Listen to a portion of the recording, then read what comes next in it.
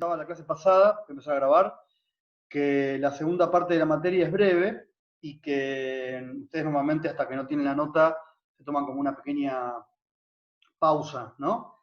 Bárbaro, está bien, que no sea tal vez demasiado extensa, ¿no? Esa pausa, porque rápidamente va a venir el parcial, ¿sí? La segunda parte de la materia, en ella trabajamos el periodo que va entre el 45, o sea, el fin de la Segunda Guerra Mundial, hasta los años 80, 90, ¿sí? Eso afuera, ¿no? A nivel mundial. Después en la Argentina trabajamos peronismo, caída del peronismo y la década del 50, 60. Vamos a ver hasta dónde llegamos, pero siempre con calma. La clase pasada yo creo que ya la subí, junto con el texto de peronismo. Hice una especie de introducción muy breve acerca de la primera presidencia de Perón, desde el punto de vista de cómo surge el peronismo y cuál es el contexto en el que surge. Y adelanté un poquito algunas características de la política económica, que es lo que más nos interesa a nosotros, ¿no? Y bueno, hoy voy a profundizar el mismo tema, porque el jueves van a trabajar la segunda presidencia de Perón. Todos temas que son bien actuales, ¿sí? Muchos de los problemas que tiene la economía argentina actual, por supuesto con cambios, ya estaban presentes en la década del 40 y en la década del 50, ¿sí?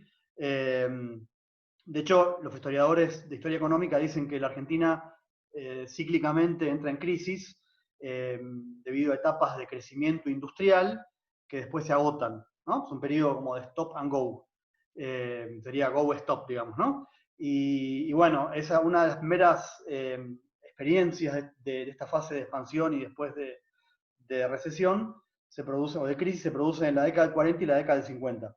¿Sí? Hay todo un periodo de crecimiento económico muy virtuoso en la década del 40, uno diría primera presidencia de Perón, y después tenemos una crisis, una recesión en los años 50, ¿sí? Segunda presidencia de Perón. Así que bueno, vamos a tratar de explicar eso y el contexto, ¿sí? Así que vamos a ver, sigo admitiendo gente. Muy bien. Entonces, primera cuestión de la clase de hoy, ¿sí? Vamos a otra vez contextualizar. Perón tuvo dos presidencias al comienzo, ¿no? 46-52, 52-55. Ya era funcionario antes de un gobierno militar, era secretario de Trabajo y Previsión Social del gobierno militar del 43 al 46. ¿Sí? Pero después es presidente, es raro, es un militar que era funcionario de un gobierno militar, pero después es elegido presidente a través de elecciones, democráticamente, ¿sí? Y tiene dos presidencias. Después hay una tercera presidencia, hay un mito como que Perón gobernó, no sé, 40 años, tercera presidencia de Perón, 73-74, ¿sí? Y ahí muere, es muy breve. Vamos a tratar de llegar hasta ahí, pero por ahora nos quedamos con las primeras dos presidencias. Y bueno, y es raro el peronismo porque, repito, es un militar que es elegido presidente a través de elecciones limpias, digamos, ¿no? Inclusive en la segunda presidencia con el voto femenino, o sea que se amplía la participación política, ¿no? La segunda presidencia de Perón. También el peronismo es un fenómeno extraño porque, yo les decía, incluye, esto se da en todos los casos, pero en el caso del peronismo todavía es más marcado, incluye a diferentes sectores sociales. Uno diría en principio, bueno, es un partido muy vinculado a la clase obrera, a los sindicatos, cosa que es verdad, pero también incluye militares, incluye sectores industriales, incluye sectores de la iglesia en la primera presidencia, diferentes ideologías, cosa que también se dan en todos los partidos y en todos los gobiernos, pero acá todavía más marcado, ¿no? Entonces, bueno, tiene esa cosa extraña el peronismo, pero en buena medida también es un resultado de la época, ¿sí? El peronismo tiene muchísima influencia, vamos a ver, en la política económica del New Deal, ¿sí? Temas que ustedes ya conocen, del estado de bienestar, también algunos dicen del fascismo europeo, ¿no? En cuanto a la intervención del Estado, de la Segunda Guerra Mundial. Piensen que en la Segunda Guerra Mundial, como yo decía ayer, las economías capitalistas de los países en guerra están planificadas, ¿sí? Es una etapa de planificación de la economía. Incluso la idea de que hay planes quinquenales, que ustedes han leído, saben de qué va, digamos, ¿no? Viene de la Unión Soviética, ¿no? De la experiencia del comunismo. Esto no es comunismo, pero la idea de una economía planificada, ¿sí? Así que, primer gobierno de Perón, 1946, es resultado de la época, claramente.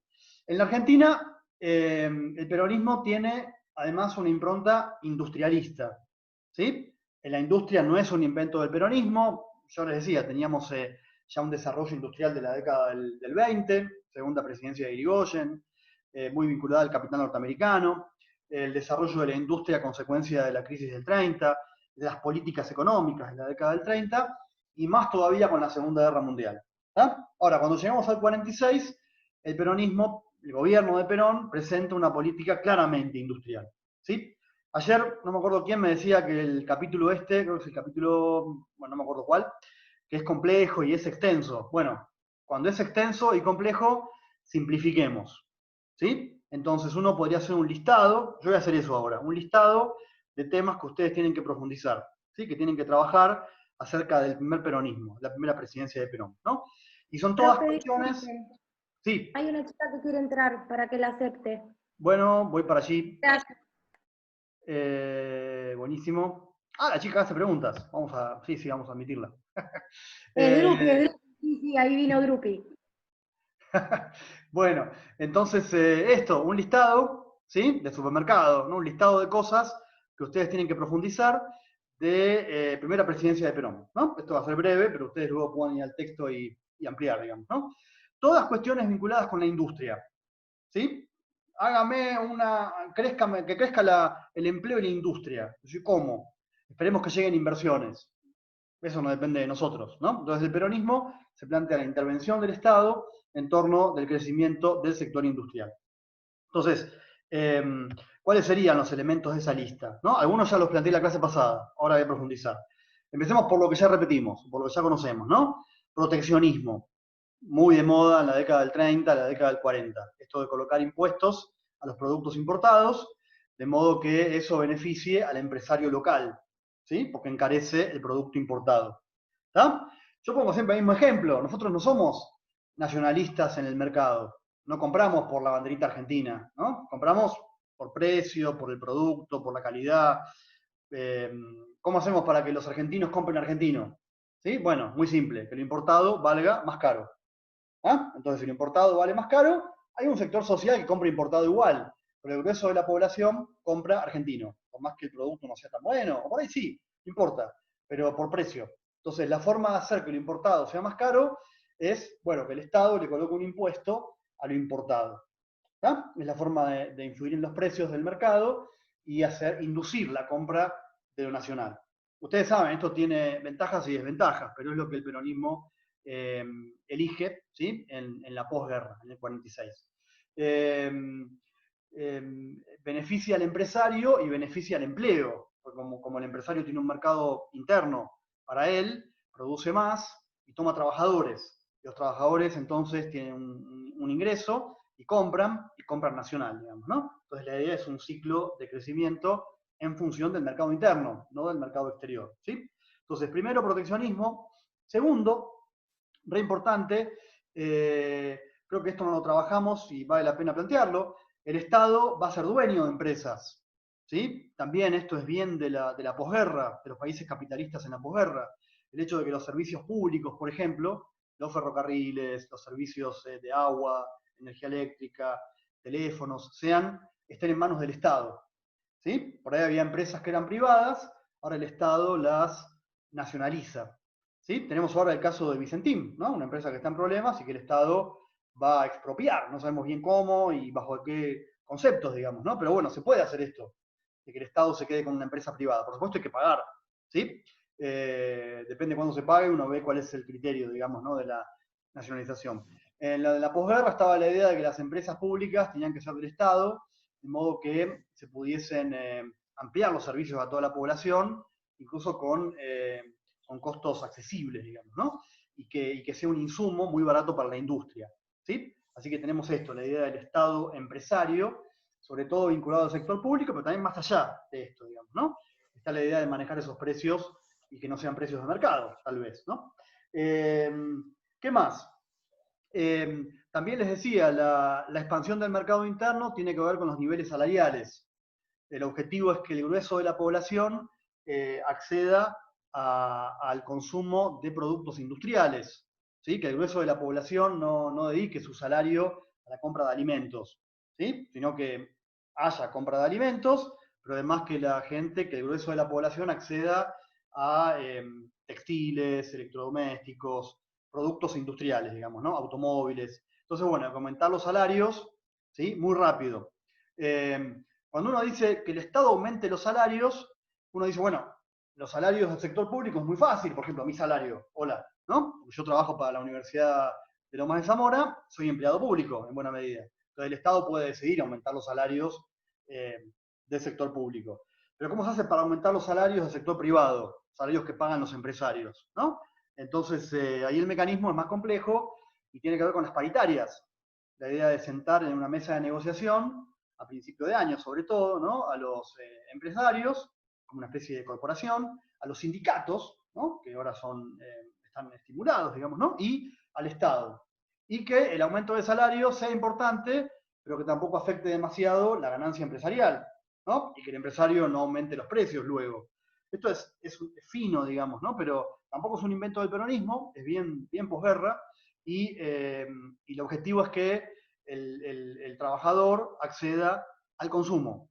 Es una idea fordista, si uno quiere, digamos, ¿no? La ampliación del mercado interno. El aguinaldo va en el mismo sentido, ¿no? El hecho de que la población tenga un salario más, el asalariado tenga un salario más y que acceda al consumo. El empresario va a decir, che, me están obligando a pagar salarios más altos, voy a tener costos de producción mayores, cosa que es verdad, pero también va a tener un mercado mayor, ¿sí? Y no va a tener competencia de empresas extranjeras, porque las importaciones van a tener que pagar impuestos, digamos, ¿no? Entonces, esta es la idea, la expansión veloz, digamos, ¿no? Del mercado interno. También, dentro de este siguiente elemento de este combo, es el estado social, lo que llaman en Europa estado de bienestar, que es un poquito más amplio y abarcativo. En la Argentina, digamos, es más estrecho, pero también es importante. La idea de que el Estado le garantiza a toda la población una serie de derechos, ¿sí? No son tantos, en realidad, ¿no? Son básicamente las jubilaciones, ¿sí? Un sistema de jubilaciones, la salud pública y, en el caso de la Argentina, la educación superior gratuita. Esto que ustedes aprovechan, digamos, ¿no? Acá uno debería diferenciar derecho de bien de mercado o de servicio de mercado, ¿no? Un bien de mercado o un servicio de mercado se paga. ¿Tá? Auto, vacaciones, bueno, vacaciones depende, ¿no? Pero auto, casa, son bienes de mercado. Uno ahorra y compra, ¿sí? No son derechos. En cambio, la salud pública es un derecho. La idea que está detrás de esto es que algunos bienes de mercado, algunos servicios sean sacados del mercado y colocados bajo la órbita del Estado. ¿Ah? La universidad pública, por ejemplo. Entonces, en la Argentina tenemos estos dos, tres elementos, ¿no? Sistema de jubilaciones. El sistema de jubilaciones está buenísimo, pero implica un aporte, como todos los derechos del estado de bienestar, digamos, ¿no? Entonces, para que los jubilados cobren su jubilación, los que trabajamos, ¿sí? Tenemos que aportar para eso. No es que se hace magia y el Estado multiplica los panes, digamos, ¿no? Entonces, yo soy empleado y aporto para la jubilación de mi papá. ¿Tá? El Estado es media entre ellos. Alguna gente confunde esto con el impuesto a las ganancias. Mucha gente dice, me están descontando. Bueno, no, sí, también me descuentan ganancias, pero digo, el aporte más importante que hago yo es el jubilatorio. Lo hago yo y lo hace mi empleador, ¿no? Y con esto el Estado paga las jubilaciones. Me parece que está buenísimo eso, pero implica, repito, un aporte de los trabajadores y de impuestos y demás. El sistema de salud pública, lo mismo, implica impuestos altos. ¿Sí? Todos queremos tener un gran sistema de salud pública, eficiente, que los doctores ganen bien, ¿vieron? Tú te aplaudes.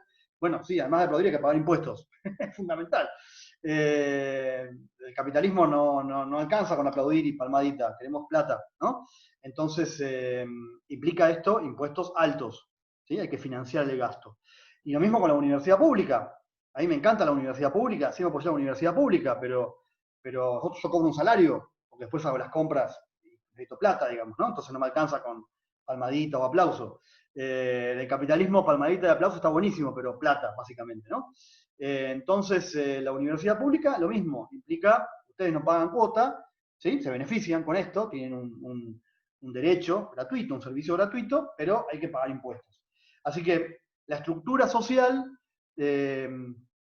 repito, tiene que ver con la primera presidencia, después sigue, por supuesto, ¿no? Y tiene dificultades, pero se construye durante la primera presidencia de Perón, y también les decía, va a haber un consenso que se rompe claramente en los años 70, un consenso con el otro partido importante, que es el radicalismo, que en esto no tiene diferencias con el peronismo. Pero eso, repito, implica un fuerte gasto público y hay que ver cómo se financia ese gasto. ¿Sí? Imagínense que va a haber una reforma impositiva, ¿ah? Lo que llamamos impuesto a las ganancias, que es de la década del 30, se refuerza durante el peronismo. ¿Sí? ¿Qué más? Bueno, está de moda también en esta época la idea del crecimiento de la economía a través de la obra pública, ¿sí? Una idea bien keynesiana. El keynesianismo originalmente se planteaba como una política anticíclica, ¿sí? La idea de que tiene que haber mayor intervención del Estado en los tiempos de crisis y menor intervención del Estado, menor gasto en las épocas de expansión. Bueno, el peronismo modifica eso, ¿sí? Y va a haber expansión del gasto en la etapa expansiva. Sí, no sé si habría que discutirlo o no, digamos, ¿no? Pero hay una fuerte obra pública. Estaba la idea de alcanzar con mucha velocidad el pleno empleo. Es un objetivo de casi todas las economías capitalistas de la posguerra, ¿sí? Es un objetivo económico y político también. ¿Por qué? Porque estaba la idea de que si teníamos desempleo y caían los salarios, eso podía favorecer una crisis social, ¿sí? Y una crisis social favorecería el avance de los partidos comunistas, ¿no? Entonces, estaba la idea de que era un objetivo económico y político central, el pleno empleo. ¿Sí? ¿Qué es pleno empleo? Que la tasa de desempleo sea muy chiquitita. ¿Ah? Ahora tenemos una tasa de desempleo que anda por el 10, 11, estaría creciendo ahora, con toda seguridad, ¿no? En aquella época, no, habría un 2, 3% de desempleo. ¿Cómo se consigue eso? Bueno, desarrollo de la industria, pero además obra pública. Esto de que el Estado contrata empresas, las empresas contratan trabajadores, otras empresas, y eso hace que la economía crezca todavía más, ¿no? Obviamente hay que financiar la obra pública, ¿sí? Y esto va a plantear dificultades. Dificultades para la clase que viene, en todo caso, ¿no? Así que bueno, ¿qué más puedo plantearles? Ah, bueno, también, ¿se acuerdan que en la década del 30 una de las formas de intervención del Estado era el control de cambios? ¿Sí? El control de cambios es esto, que el mercado de cambios, compra y venta de divisas, de dólares, esté regulado por el Estado. Bueno, esto continúa durante los años del peronismo. El objetivo es que el Estado, bueno, además de que tenga reservas, ¿sí? Fundamental, que el Estado regule para qué se usan las divisas, ¿sí? Para qué se usan las divisas, o sea, la plata, los dólares, ¿no? Y el objetivo acá es que no haya importaciones de bienes terminados, ¿ah? Que no haya importaciones de bienes industriales, sino que más vale haya importación de maquinaria. ¿Ah? Entonces hay un control de cambios muy férreo que abarca las dos presidencias del peronismo. Tal vez uno de los, porque uno diría hasta acá, yo estaría casi todo de acuerdo con esto, ¿no? Y estamos todos de acuerdo, casi. Pues no.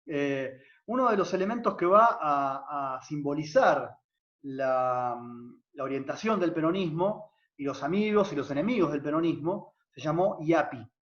¿Sí? El IAPI era el Instituto Argentino de Promoción del Intercambio. ¿Sí? Era un organismo estatal. Había sido creado antes de la presidencia de Perón, pero se utiliza activamente durante la primera presidencia y también en la segunda. ¿Sí? Repito, Instituto Argentino de Promoción del Intercambio. ¿Sí? Aparece en el texto, léanlo, es casi un símbolo de la política económica del peronismo. El IAPI controlaba exportaciones e importaciones. ¿Sí? No había libre exportación y libre importación. Va a ser una diferencia bien clara con el modelo de exportador. ¿Sí? Y en buena medida el IAPI intervenía en la primera presidencia sobre todo en las exportaciones. ¿Ah? Veníamos con una recuperación de las exportaciones parcial durante la Segunda Guerra Mundial y ustedes saben que las exportaciones son centrales porque son la fuente que genera divisas, o sea, dólares, ¿no? Los exportadores cambian sus vaquitas por dólares, ¿sí? Así que el Estado va a intervenir en la fuente de divisas. ¿Qué es lo que hace? El Estado compra los productos exportables y los vende en el mercado externo, ¿sí? Una especie no, un intermediario entre el exportador y el mercado externo. ¿Tá? Y obviamente va a retener una parte de las divisas. ¿Sí? Está el señor exportador, ¿no? Me imagino un terrateniente ahí, gordo, digamos, ¿no? Y quiere exportar su carne, sus cereales. Quiere hacerlo libremente. El Estado le dice, no, me tenés que vender a mí. ¿Sí? Entonces, ¿cómo? ¿Por qué yo lo tengo que vender a usted? Y porque está organizado así el asunto, ¿vio? Entonces, el Estado exporta y le paga al exportador menos de lo que vale. ¿Sí? Hay retenciones a las exportaciones, o sea, impuestos a las exportaciones. ¿Sí? ¿Con esto qué hace el Estado? Bueno, tiene para financiar al sector industrial, tiene para financiar buena parte del gasto. ¿Ah? O sea que, bien claro, hay impuestos, hay retenciones a las exportaciones. Esto va a implicar, obviamente, el enojo de los sectores exportadores, ¿no? De la vieja élite, ¿sí? Y va a generar la adhesión de la clase obrera, ¿no? Que va a ver cómo sus salarios crecen. Además, la retención en las exportaciones también tiene el efecto de desvincular el precio de las exportaciones del mercado externo, ¿no? Porque como los exportadores tienen un impuesto para exportar, prefieren por ahí vender su producción en el mercado interno. Entonces bajan los precios de los alimentos, ¿sí? Carnes, cereales son más accesibles, carne, fideos, son más accesibles para el trabajador local, para el asalariado local, ¿sí? Tiene ese efecto doble, digamos, ¿no? Tiene efectos negativos también las retenciones. Por ejemplo, el exportador exporta menos, va a haber menos divisas. ¿Ah? Nos estaríamos comiendo las exportaciones, lo cual puede ser bueno o malo, digamos, ¿no? Depende del punto de vista que se vea. Así que bueno, hay una fuerte intervención del Estado, ustedes ven hasta el manejo de los precios de exportación, y esto, repito, va a generar adhesiones y rechazos, ¿no? Los rechazos van a venir sobre todo de la vieja élite terrateniente, y una diferencia bien marcada con el modelo del exportador, ¿sí? Ahora estamos financiando al sector industrial con divisas provenientes del agro. ¿Tá? La otra fuente de financiamiento van a ser los impuestos, ¿no? Impuesto, por ejemplo, de renta, ¿sí? A los salarios más altos. Y además va a haber emisión.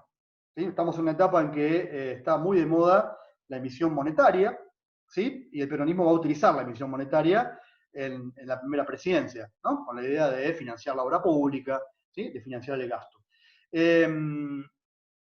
Y esto produjo una etapa de crecimiento muy dinámica, ¿sí? La economía argentina va a crecer con limitaciones durante la Segunda Guerra Mundial y durante la primera presidencia de Perón. Crecimiento que se detiene, este es el GO, digamos, ¿no? Crecimiento que se detiene en el año 49-50, entrando casi en la segunda presidencia, ¿sí? Va a haber crisis o va a haber problemas derivados del crecimiento, ¿tá? Del crecimiento de los salarios, del crecimiento del gasto, de la escasez de divisas, porque el proceso, esto sigue siendo un proceso de desarrollo industrial por sustitución de importaciones. Sigue siendo lo mismo, solo que alentado por el Estado, ¿no? Pero al mismo tiempo que voy adelantando por ahí cosas del jueves, al mismo tiempo que se dejan de importar productos terminados, se dejan de importar heladeras, motonetas, electrodomésticos, textiles, se importan insumos, se importan combustibles, se importan maquinarias, digamos, ¿no? Entonces va a haber un problema por ese lado, ¿no? Un problema que tuvimos varias veces, ¿sí? De escasez de divisas, de escasez de dólares. Bueno, acá estaría terminando yo. Escucho preguntas, escucho dudas que tengan que ver con esto, que tengan que ver con lo anterior. No tenemos mucho para repasar porque estamos reempezando, digamos, ¿no?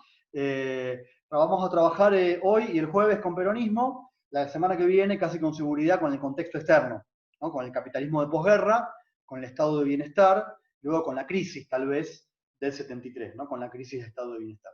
Bueno, preguntas, dudas, cuestiones. Nos quedan casi 10 minutos, un poco más de 10 minutos para temas que quieren que yo desarrolle, sobre todo aquellos que han leído el texto, ¿no? Y se han dado cuenta que es extenso y complejo, digamos, ¿no? Hola, profe, ¿cómo anda? Muy bien. ¿Cómo va? Yo sé que esperaba mi pregunta. Ya esperaba menos, sí, sí. Yo estuve leyendo y vi que hablaba de, o sea, usted había dicho que había impuesto a las importaciones y todo eso, pero en el texto dice que hubo un gran aumento de las exportaciones. ¿Importaciones de qué? De capital, ay, ¿cómo le dicen? ¿Cómo es el nombre? Bienes de capital. De maquinarias, esas cosas, ¿no? De bienes de capital, exacto. Sí. Eso es Sí, lo sí. que aumenta en la importación de eso, ¿no? Sí, es una paradoja. El modelo se llama industrialización por sustitución de importaciones. ¿Sí? Entonces el Estado alienta la producción nacional de bienes industriales.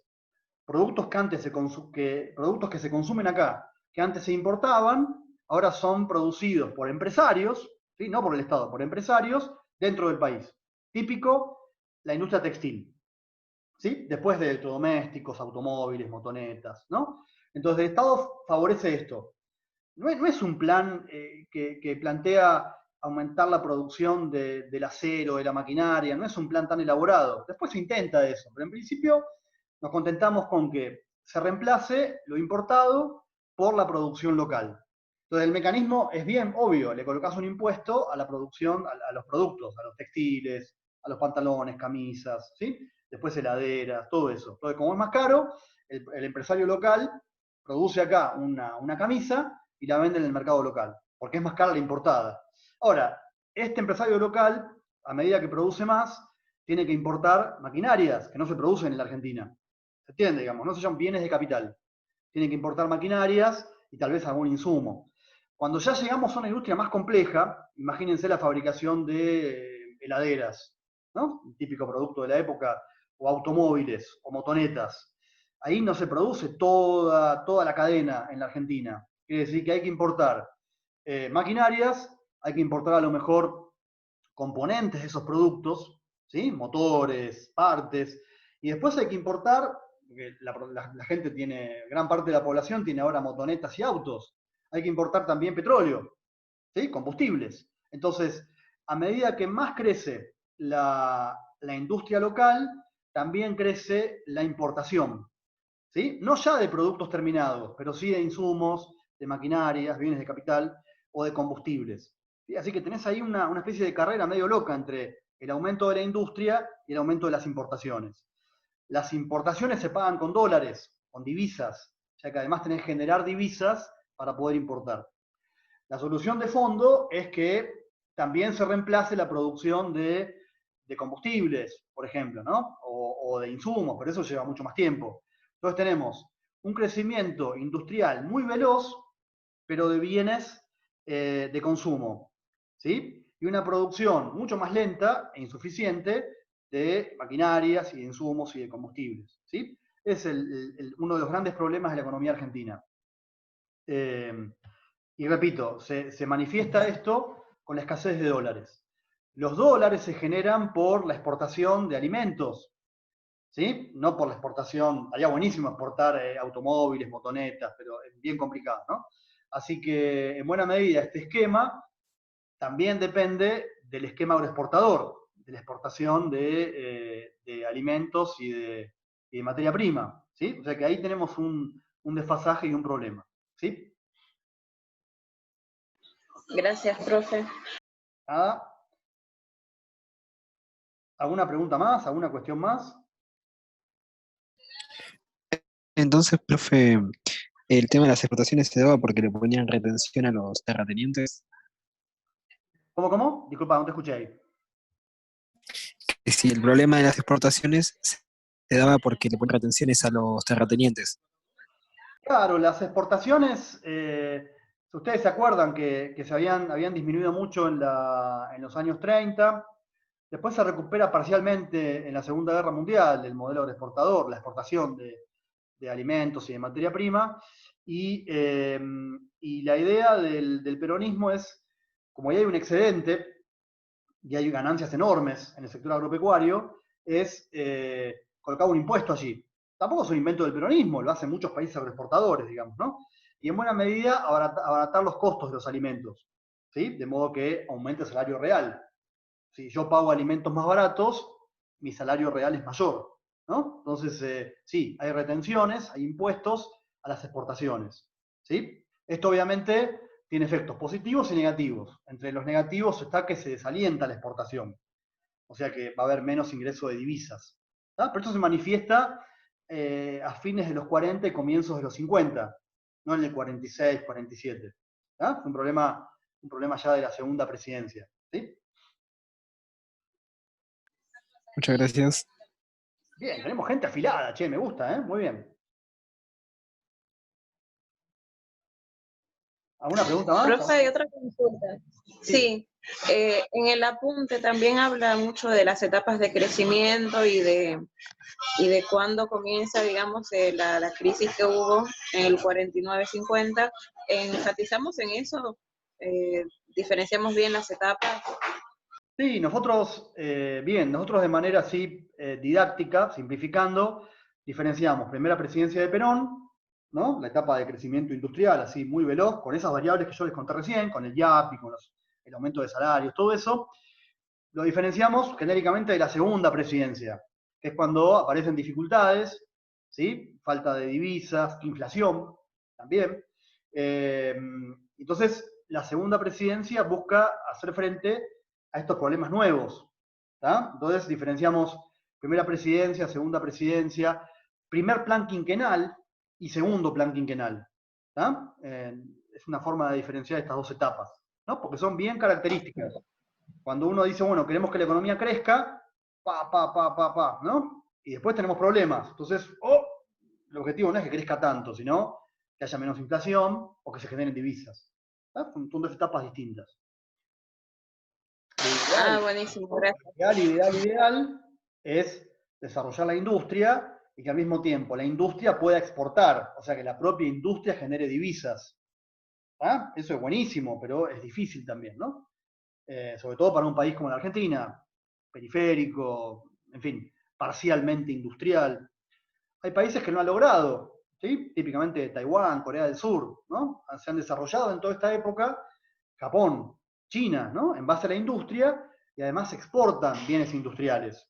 O sea que la industria, además de generar productos, genera divisas, ¿no? Se exportan bienes industriales, ingresan divisas, no tienen este estrangulamiento, ¿no? Esta expansión de la industria y después falta de divisas. Pero bueno, es un tema pendiente. Profe, me quedó una duda con el IAPI. Sí. Quería, o sea, si me quedó claro, ¿no? Entonces era un organismo que controlaba las exportaciones e importaciones, o sea, mediante el Estado, ¿no? Sí. Ah, listo. Sí, Gracias. imagínense un intermediario que compraba las exportaciones a los exportadores y luego las vende en el mercado externo. Le paga al exportador una parte, otra parte no, es un impuesto. ¿Está? Gracias, profe. ¿Alguna pregunta más?